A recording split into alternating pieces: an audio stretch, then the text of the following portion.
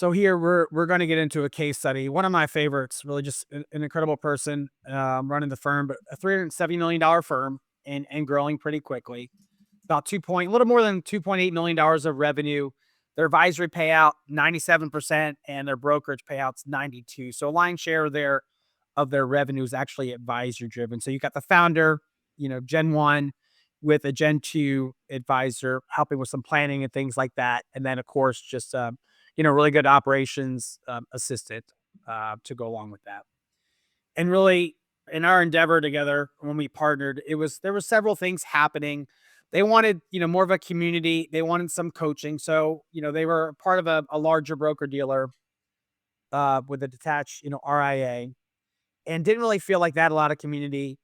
They wanted the ability to make some acquisitions and to recruit a little bit. Again, they were kind of missing that piece. And equity ownership, this really kind of stemmed from with all the kind of the chaos, if you will, of all the M&A and the changes in our business.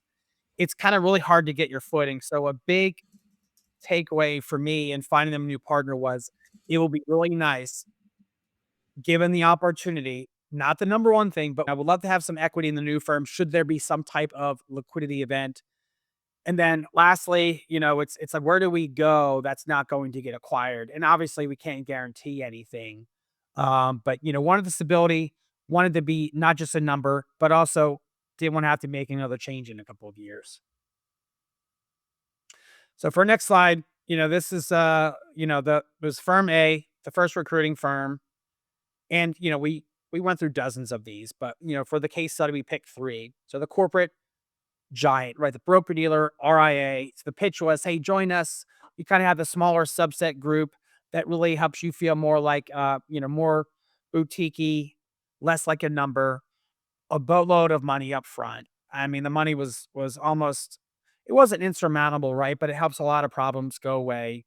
So upfront cash of about 3.2 million, with the back end bogey of another, 1 to 1.4, depending on metrics and net new assets. So big firm, been around for a while, seems stable. Also would have had a giant undertaking with some of the brokerage accounts as well as some of the direct business. So the pros, obviously the upfront money, good technology. It worked, right? I think a lot of where we're getting this tech space is, you know, it's constantly evolving and growing. So you want functionality. And I think for this advisor, like they didn't want too many changes. Like this kind of felt similar. Um, promise of acquisition support within their ecosystem. And so the cons, really there was zero opportunity for equity. Uh, the firm's size really limits the ability to do that.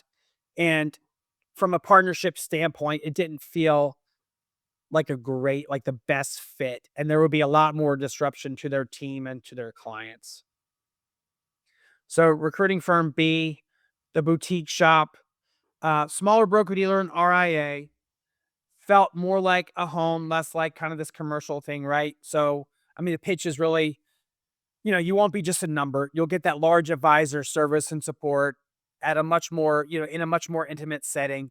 Financial offer, I mean, it was fine. 95% payout. There was a 5 basis points on their advisory fee and call it, 50% transition package. So $1.4 million up front. And it was all right. So we did explore, large firms. We did explore small firms. So more intimate boutique service, good technology. The cons, there weren't as many advisors there. So I think acquisitions would have been a little bit more difficult. Didn't really believe that they could recruit and help acquire.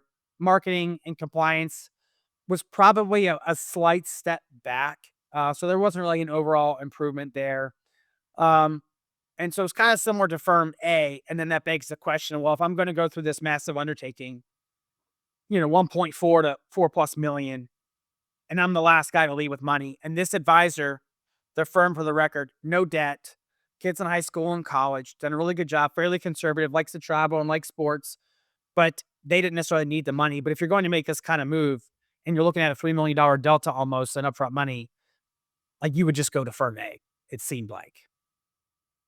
So for the last recruiting firm C, in terms of, the case study and for our conversation, kind of that legacy versus, liquidity approach. So the pitch really was by selling part of your business for equity, instead of cash. You can start building your enterprise alongside us.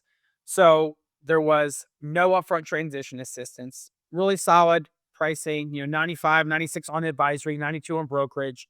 But the idea was they were really going to help with acquisitions. They were going to help with recruiting. They were going to help with processes and helping drive the firms, the associate advisor and the operations manager, help them get more efficient, help them with coaching. There was more of a community feel here, and then selling part of the revenue for a firm that was big enough. They had some staying power, but not so large like this $100 billion RIA where, to double your money almost seems insurmountable. So good culture, good firm, multiple equity owners from the RIA partner. This is a hybrid RIA, just classy all around. And the advisor, again, didn't need the cash. Still younger advisor, probably has a 30-year runway to acquire, recruit. And then should there be any type of liquidity event, it was very important that this firm could participate in that. So on this slide, you can see the side-by-side comparison of the three paths, right? The different models, you can see firm A, firm B, firm C, the upfront money, payouts, what you get, what was an upgrade, what was a downgrade. And granted, we did homework. We interviewed dozens of hybrid RIAs. We interviewed the big broker dealers. We interviewed the smaller, more intimate broker dealers. And at the end of the day, this advisor didn't really want this giant disruption in their business. They liked kind of the motherships of like the technology and some of those things, but they just needed more help. They wanted to feel like a number. Upfront transition assistance wasn't as important. And when you extrapolate what that equity could do, given kind of reasonable numbers, plus the trajectory of the current advisor, the upfront money would have been eaten away at pretty quickly. So yes, it would have helped absorb some of the additional fees, but they weren't really solving for anything. The team wasn't going to be any happier. The clients weren't going to be any happier. And they truly found the partner that had a long-term approach, that wasn't looking to sell back to the mothership. They weren't looking to sell to private equity. So they've got a long runway where the advisor gets to participate, the overall firm gets to participate. And it was just a win-win all around. And it was a lot of fun. So I know there's a lot of advisors kind of in this boat of, hey, where do I go to kind of duck and cover, but how do I participate in this? And which firm do I pick? So it's important as you explore different firms, if you are looking at getting equity in the RIA or OSJ, that make sure that you look at the track record. Are they growing? Does the staff have equity ownership? Are they shrinking? Are people leaving? Am I coming into this thing? I'm a big baseball fan. Am I coming in at the 7th inning stretch, 8th inning, or am I coming in when, hey, this is still the 2nd, 3rd inning where we've shown good history, there's good culture, good leadership, and we can ride this thing for 7 innings as opposed to coming in late. And the advisor had a longer runway. If you were 65, 68, maybe you would have sold part of your revenue to a different firm. But again, wasn't going anywhere. Just a home run all around for everybody. And again, just a lot of fun to work on.